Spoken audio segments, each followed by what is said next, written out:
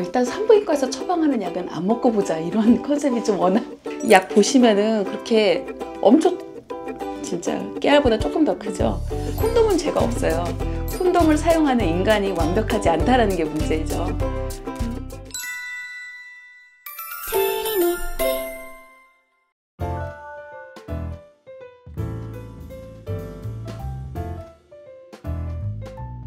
이거 다 뭔가요? 이 약들 엄청 많이 준비하셨네요.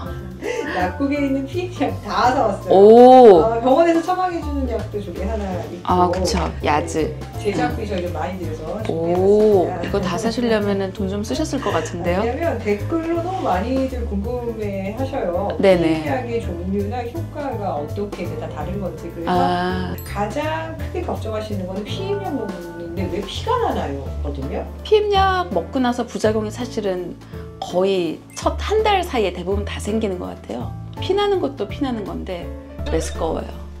머리 아파요. 울렁거려요. 그거는 첫 달에는 거의 다 생기고, 내가 지금 첫 달에 그 출혈이 잘 생기는 이유는 내가 몸에서 만들어지는 에스트로겐과 프로게스테론이 있어요. 근데 이 피임약도 결국은 밖에서 에스트로겐과 프로게스테론을 넣어주는 거거든요.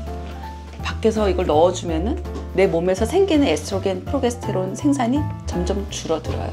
이게 억제되는데 적어도 한 2, 3주 이상 걸리는 것 같고요.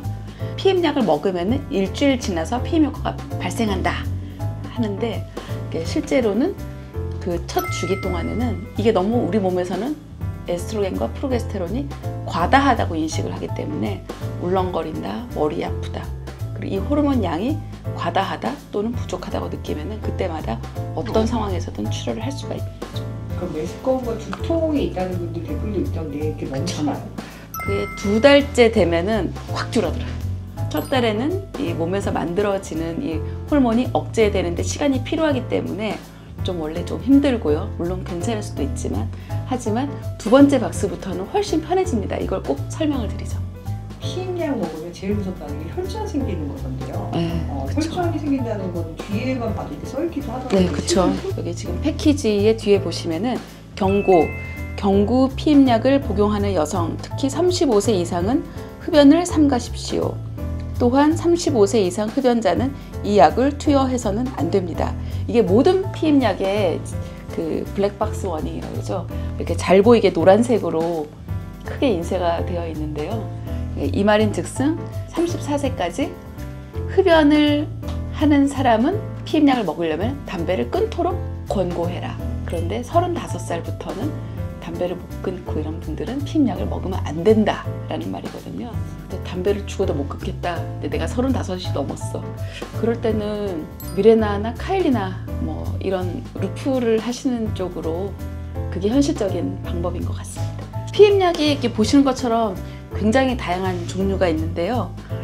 대부분의 약들은 약국에서 처방 없이 그냥 사실 수 있어요.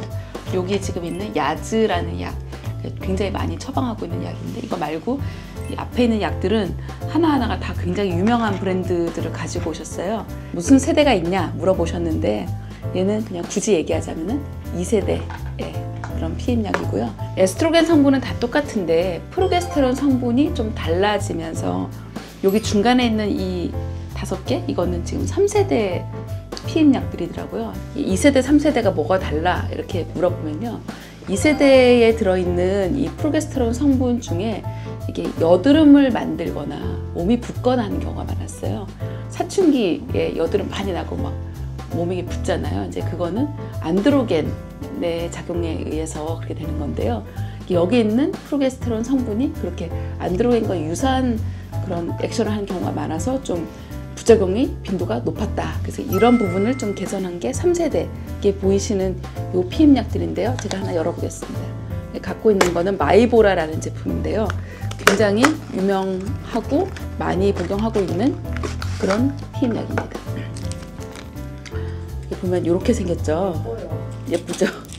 아마 휴대하기 편하게 이렇게 컴팩트하게 만들었고, 이 약 보시면은 그렇게 엄청 진짜 깨알보다 조금 더 크죠. 뒤를 보시면은 이렇게 요일이 딱 정해져 있어요. 이 21알인데요. 내가 시작한 날부터 이 화살표 방향을 따라서 하루에 하나씩 드시면 되고, 뭐 일정한 시간에 일단은 가능한 드시라고 말씀을 드리죠. 요건 21알로 되어 있고 다 똑같은 성분입니다. 근데 요거는 좀 다른 약도 있어요. 디어미순이라는 제품인데요. 뭐 국내 최저 함량으로 순하게 이렇게 되어 있는데, 에스트라디올이 20 마이크로그램인 경우를 보통 저용량이라고 하고, 고용량은 30 마이크로그램이었거든요. 근데 여기서 조금 더 낮춰서 15 마이크로그램이 들어있는 제품이 디어미순이라는 제품입니다. 역시 3세대 피임약에 속하고요. 마이보라라는 옛날 제품들은 생리 시작하는 첫날 또는 둘째 날 시작해서 3주 21일을 복용하고 일주일을 휴약하고 그 다음 박스를 시작해라 이렇게 되어 있잖아요. 근데 이제 이 약 같은 경우는 휴약이 없어요. 이 약은 생긴 모양이 좀 다르죠. 연한 아이보리색으로 되어 있는 게 24일이 있고, 그리고 아래 하얀색으로 4일이 레알이 있죠. 이렇게 뒤에 보시면은 시작하는 날 화살표가 있고, 1부터 24일까지 24일째까지 복용을 한 다음에 그 다음부터는 25일째에는 마지막 하얀색 약을 먹도록 이렇게 되어 있어요. 이 앞면 뒷면에 다 화살표가 되어 있어서 이 순서대로 딱 복용할 수 있게 도와주는 것 같아요. 되게 패키지가 되게 잘 되어 있습니다. 아까 말씀드린 21일을 먹고 일주일을 쉬어라 라는 개념이 이 4일간의 휴약이거든요. 요즘 나오고 있는 피임약은 휴약 기간이 일주일이 아니라 4일인 거죠. 위약 기간이 줄어들면은 뭐가 좋아지냐라고 하면은, 휴약 기간이 일주일 정도 됐을 때 생기는 그런 호르몬의 플럭추에이션을 좀 더 감소시켰다. 그러면은 일주일을 안 먹는 동안에 피임 효과가 지속되냐? 지속됩니다. 휴약 기간이 4일, 7일이다. 뭐 이렇게 되면은 또 이것도 까먹는 분들이 있어요. 아예 그냥 휴약이 없게 해서 밀가루 약이든 그냥 이제 호르몬 활성 성분의 진짜 약이든 간에 쉬는 기간이 없는 게 그게 훨씬 더 유리하다라고 해서 요즘 나오는 약들은 이렇게 휴약 기간이 없게 나와 있습니다. 이거랑 똑같은 약이 야즈라는 약인데요. 실제 이제 병원에 와서 처방되는 약을 뭐 이제 상담을 받게 되면은 아마 이 약을 지금 현재 제일 많이 좀 처방을 하고 쓰이고 있는 걸로 알고 있어요. 이 약은 4세대 이제 피임약으로 이제 불리고 있는데, 제가 처방을 해봤을 때 야즈가 다른 약보다 실제 좀 가격이 최대 단점인 것 같은데 한 2배 정도 비싼 것 같아요. 이런 이미 나와 있는 약국에서 그냥 살 수 있는 약들은 한 9,000원에서 한 12,000원 정도 되는 가격인 것 같고, 야즈 같은 경우는 22,000원이나 한 25,000원까지 약국에서 지금 급여가 안 되다 보니까 팔리고 있는데, 이 약의 장점이라고 하면은 내약성이 좋다, 부작용의 빈도가 적다, 환자분들이 훨씬 더 초반에 편하게 시작하는 것 같아. 아까 혈전증을 얘기했는데, 혈전증의 가능성은 아이러니하게도 옛날에 그 2세대 뭐 에이리스 같은 2세대 피임약이 혈전증 리스크가 상대적으로 조금 더 낮은 걸로 돼 있고, 3세대나 4세대는 그것보다 조금 더 높은 걸로 되어 있어요. 그러니까 혈전증이 얼마나 생기냐라고 하면 그 확률이 사실 굉장히 낮죠. 가족력도 중요하고 본인의 유전적인 소인도 중요합니다. 그리고 나이도 중요하고요. 혈전증 자체는 나이가 많을수록 유의하게 그 리스크가 증가하는 거는 정설로 되어 있기 때문에 나이가 어린 사람들한테는 상대적으로 드물게 생긴다. 생기는 빈도는 10만 명 중에 뭐 한두 명. 굉장히 드문 건 맞아요. 그런데 한 번 생기면 굉장히 심각하죠. 그리고 피임약을 먹고 나서 내가 뭐 1, 2년 먹고 한참 오래 먹다 그때 생기는 게 아니고요. 투여 3개월 이내, 투여하고 나서 첫 달, 두 번째 달, 세 번째 달 이게 초반에 생기기 때문에 그 초반에 생기는 가슴 답답함, 그리고 갑자기 심장이 뛰는 심계항진, 식은땀, 종아리 통증 이런 것들이 혈전증의 그런 초기 증상이거든요. 이런 증상이 생기면서 지속된다라고 하면 이때는 응급일 수 있기 때문에 곧바로 병원이나 응급실을 내원하셔야 될 것 같습니다. 아직까지도 피임하면 콘돔인 것 같고, 네.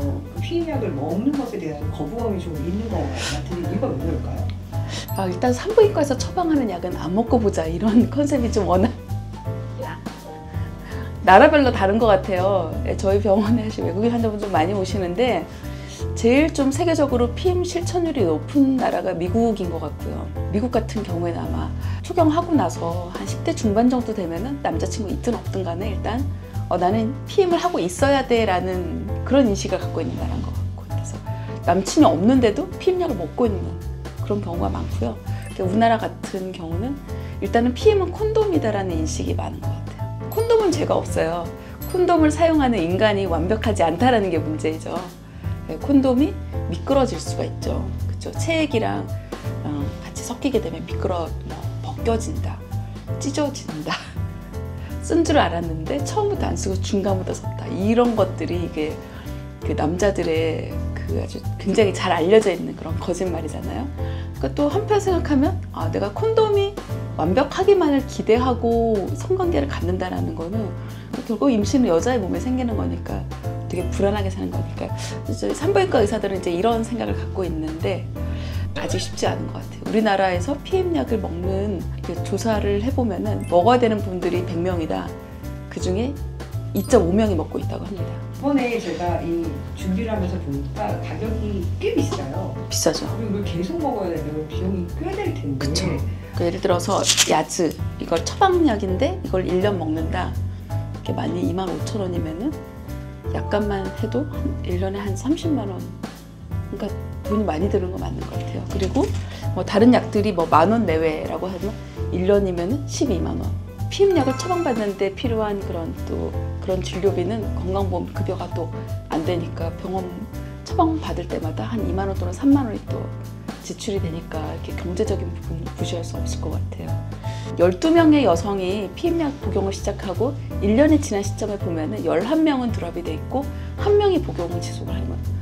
이게 약을 오래 먹는 게 정말 쉽지 않구나, 이런 거 다시 한번 생각이 들고요.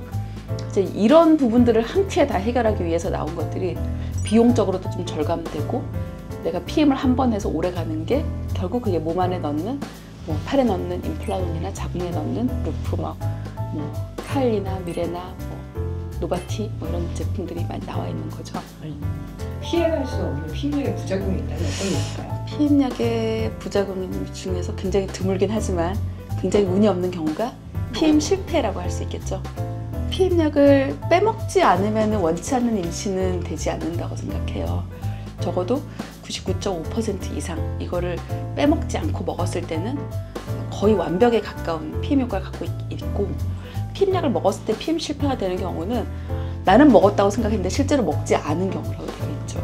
내가 잘 까먹는다, 불안하다. 콘돔은 또 이제 사용상에 항상 완벽할 수 없는 그런 에러가 있으니까 그럴 경우에는 아마 한 번의 피임 시술로 5년 동안 효과를 볼 수 있는 이제 루프 같은 것들이 비용적으로도 그렇고 현실적으로 가장 완벽하다고 할 수 있겠죠. 오늘 피임약에 대해서 여러 가지 제가 평소에 좀 전해드리고 싶은 얘기 많이 드려서 너무 뿌듯하고요. 보통 피임약 먹는 첫 번째 이유가 생리를 미루려고 이렇게 얘기하시는 분들이 많은 것 같아요. 근데 피임약은 피임을 위한 약이고 생리만 미루는 약은 아니거든요. 실제로 피임약을 가지고 산부인과에서 되게 여러 가지 목적으로 치료적으로 많이 사용하고 있어요. 말씀드린 것처럼 생리 주기를 조절한다든지, 중요한 날에 생리가 나오지 않게 생리를 미룬다든지, 그리고 내가 자궁 내막증이 있고 아니면 나는 생리통이 너무 심해, 그런 경우에도 사실은 그런 것도 다 완화시킬 수 있는 되게 다양하게 잘 쓸 수가 있고요. 그리고 먹는 것 자체가 그렇게 창피하거나 부끄럽거나 어렵고 힘든 일이 아니기 때문에 이 영상을 보신 분들이 피임약을 드시는데 많은 도움이 됐으면 좋겠습니다.